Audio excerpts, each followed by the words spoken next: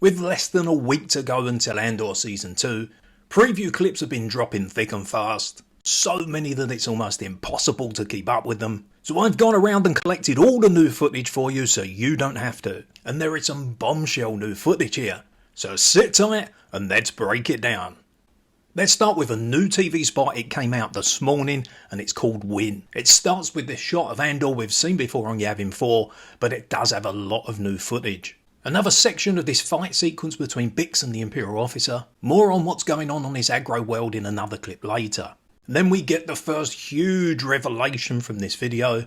Dedra Meero in her ISB uniform, pulling her blaster, the same one she used in Season 1. But the key thing here is the location. This looks to be Luthen's antique store. I think this is absolutely massive. What do you think? Is she there for Luthen? Is she there for Claire? Maybe she's tracked Andor there. Who do you think she's pulling the weapon on? And one other possible Easter egg here is the object on the right looks to me to be a Kalikori from Ryloth. We know the Syndulla family one is wood rather than metal, but do you think they're trying to send us a subtle hint here that Hera might be appearing in this show?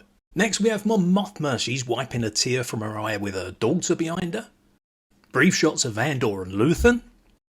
Then we have this beauty shot of an Imperial shuttle leaving the ISB headquarters on Coruscant. An interesting shot there of Andor in his test pilot's uniform, probably the best look we've seen of this uniform so far, and he's on the jungle planet. We speculated in one of the earlier videos it looked like it could have been Andor being led away by these armed people on the planet. Then we see another brief shot of the planet at night, with what looks like possibly a crashed ship in the background. Speculated in an earlier video, the only planet I can think this could be is Wayland. We have a cold weather Imperial base on Mount Tentis and a jungle down below.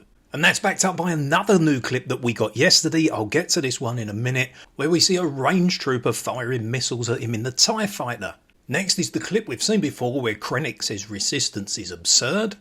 Then we have a brief close-up of the new Imperial troopers. I have a whole video on those. I'll leave a link to that at the end of this one for you. A few clips we've seen before. Then we have this new sequence of Andor and Wilmon. I think this is on Gorman, and to the left we can see somebody guarding them there with a rifle and some kind of Imperial logo in the background. Then we get a sequence with two scenes we've seen before cut together. It's Andor's U-Wing with the two X-Wings escorting him. And when we see in the cockpit we can see he now has his rebel gear on. And Kay is in the cockpit next to him. Next is a sequence of clips featuring Mon Mothma saying she's frightened of Luthen, and we also see Claire getting ready in the shop, and the scene we've seen before of Vel and Sartha in the back alley. Another couple of shots from the Gorman massacre. If you're curious about that, I have a whole video on it. A brief shot of Saw in front of one of his X-Wings. Next we have this sequence of Cassian running. That's intercut with this brief section of Syril and Gorman. He has that dazed deer in the headlights look we've seen before on Ferrix. Then we return to Cassian running. I notice here he has his Alliance outfit on without his jacket and the split lip. Then we return to the now infamous clip of Dedra. Is she being force choked or is she just panicking? And then we're back to seeing Cassian running again. I can't place where he is here. It looks like he could be on the jungle world still. I have to admit I'm really confused about the timeline of these events. And then we end with a familiar shot of Bix shooting this guard. We've got a lot to get to, so let's get straight into the next clip. This one dropped yesterday, and it's Andor stealing the TIE fighter. We've seen little bits of this before, but they showed pretty much the whole sequence here. This whole sequence looks like it's going to be fantastic. This is the new TIE Avenger. If you're curious about this fighter, I've done a whole video on it, and I'll leave a link in the description for you. Towards the end of the clip, we get this fantastic sequence where Andor's just about to break out, and he gets rockets fired at him by this range trooper.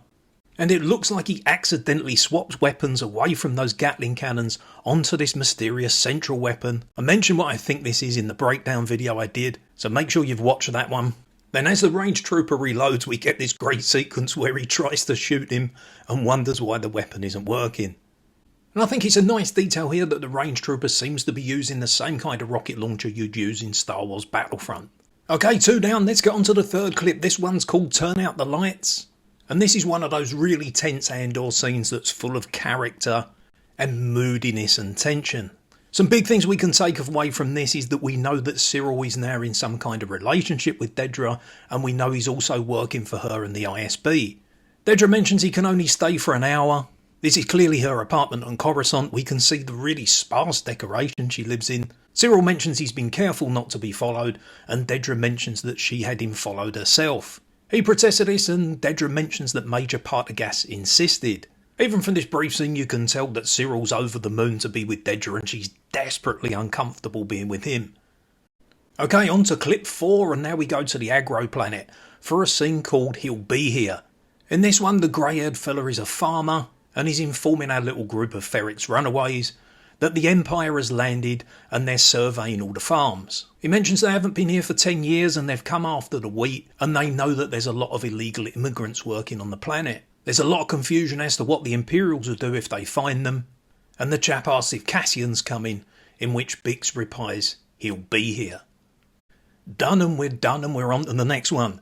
This sequence is called How Nice for You, and this is Mon Mothma and Luthen, and it appears that this takes place at Mon Mothma's daughter's wedding. This is another typical Tony Gilroy written sequence, full of tension, and essentially there's no surprise to find out that Tay and Davo are extorting her for money, and Luthen proposes, well, let's say a pretty drastic solution.